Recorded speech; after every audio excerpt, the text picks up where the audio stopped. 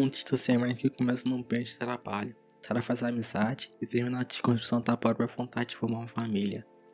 O que a gente está vendo é o convívio humano perdendo espaço, porque o risco de se relacionar foi alto demais. As pessoas simplesmente decidiram que é mais seguro não se envolver, não se misturar, não arriscar. Uma piada no grupo do WhatsApp, uma conversa mal interpretada, pode custar 50 de prisão. Sem direito da fiança. No Brasil de 2026, o ditado "Palavras o vento leva, hora de perder chumbo". A lei chegou prometendo proteger as mulheres, mas o que ela pode resultar é um afastamento. O Estado decidiu o que pode ser considerado ofensa. E no país onde as leis sobram e a justiça falta, será que criar mais uma lei vai proteger alguém? Senta aí, pega um café e vamos falar sobre como a tentativa de proteger as mulheres pode ter sido um tiro pela culatra e nos afastar de mais como sociedade. Olha, no papel ainda parece muito boa. Quem em sã consciência seria contra uma lei que diz que queria acabar com o ódio e o desprezo contra as mulheres? À primeira vista, parece o progresso batendo na porta. Mas é aqui que o cara precisa acender o sinal de alerta, porque o diabo mora nos detalhes. Essa lei não é só um puxão de orelha, ela foi equiparada ao racismo, e isso faz diferença. No Brasil, isso significa que o que você diz hoje se torna um crime que não morre com o tempo, e que tiro nenhum te tira da cela no dia seguinte. Não tem fiança, não tem parcialidade, é inafiançável e imprescritível. A gente está indo por um caminho com a intenção de proteger, mas sabemos que não.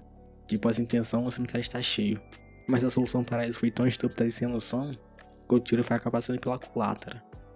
E o que brigou de verdade não é só quem faz ser preso, é como se faz ricochetear justamente na vida das mulheres que ela diz querer defender.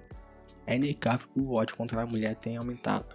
Se você não fica melhorando na internet, esbarra com conteúdo de ódio. Essa estereótipo que a gente vê por aí não caiu do céu. Ela veio de um monte de homem que se sente amargurado com os relacionamentos fracassados deles. E a resposta do Estado parece que foi proibir o som de falar de morte de mulheres. Mas confiamos, é uma lei que não vai resolver o problema real. E no Brasil, os problemas não são por falta de lei.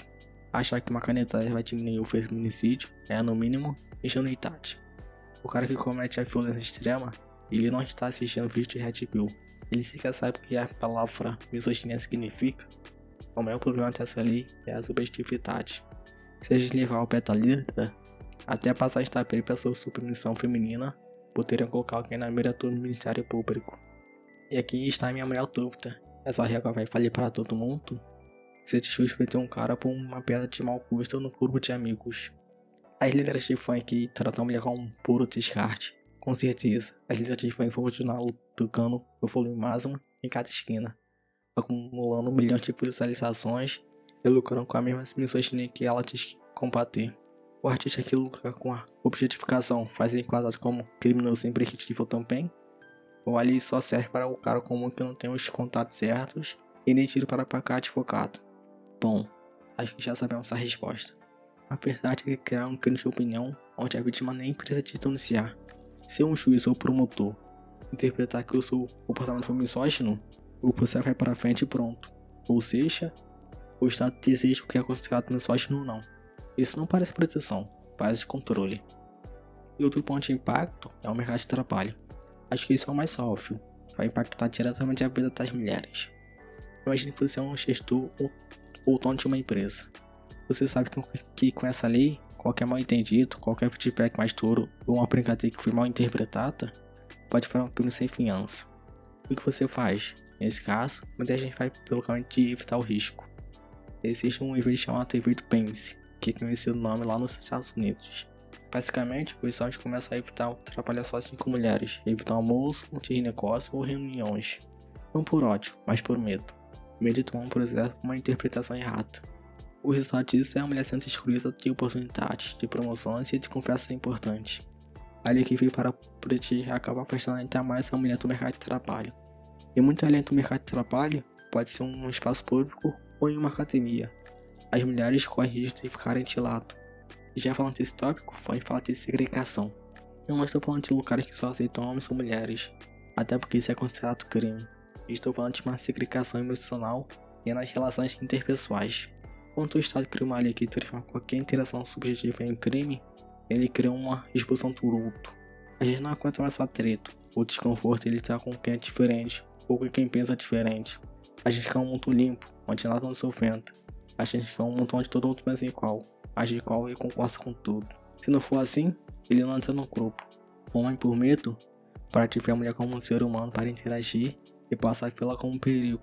O impacto disso na vida da mulher, o isolamento te faz ter proteção. No mercado de trabalho ou na vida social, a consequência é o esfaceamento das oportunidades. Se um homem em posição de tensão sente que qualquer feedback mais duro ou conversa a portas fechadas pode ser interpretado como misoginia, ele simplesmente para de interagir com mulheres. Ele para de chamar para uma festa ou churrasco no fim de semana.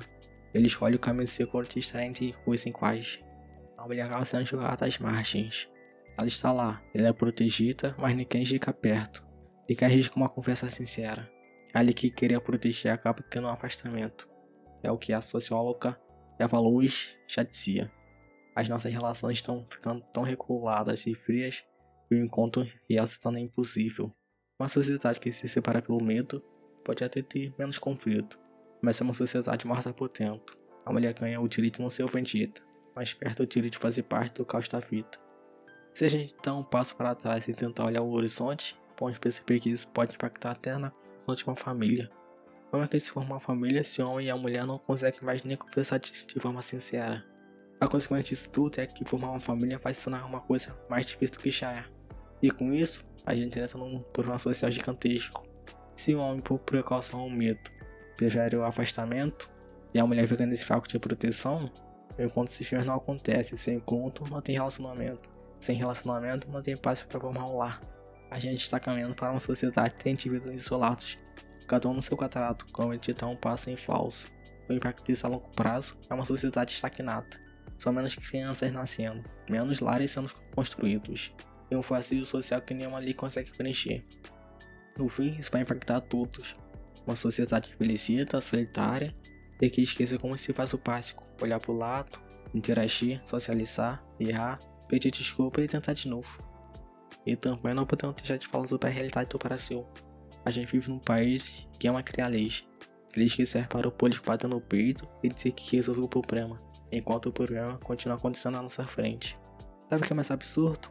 É a inversão de prioridade. No Brasil, a gente está criando uma situação onde falar algo que seja interpretado como misoginia pode colocar na cadeia sem direito à fiança, e o crime que não prescreve. Agora, por outro lado, o cara que comete o feminicídio real, o assassino que pra ele a limão funciona, esses caras muitas das vezes atacam até por um bom comportamento. No Brasil, a gente lhe sopra. Se o problema fosse a lei, o Brasil seria menos pior. Uma lei para deixar o povo aliado com o povo insatisfeito, vendendo a ilusão que as mulheres estarão seguras, enquanto na prática, o Estado só cria mais uma arma para controlar o que a gente diz, sem ouvir um dedo para montar a realidade de quem realmente corre risco de vida. Isso é para você. O respeito pelas mulheres, ou por qualquer ser humano, não nasce num parágrafo de um texto de lei. Ele nasce em casa, na educação, na cultura, no respeito. A gente pode encher o país de leis, mas se a gente não fizer o básico, que é o respeito, educação, caráter, ser o bom cidadão, a gente acaba perdendo a capacidade de conviver. E essas coisas é essencial em uma sociedade. Isso é só uma visão de um cara qualquer. O que você acha? A gente tá mais seguro agora? Ou só estamos aprendendo a ficar mais sozinhos e andando de uma paz que não existe? Deixa aí nos comentários. A gente se vê no próximo vídeo.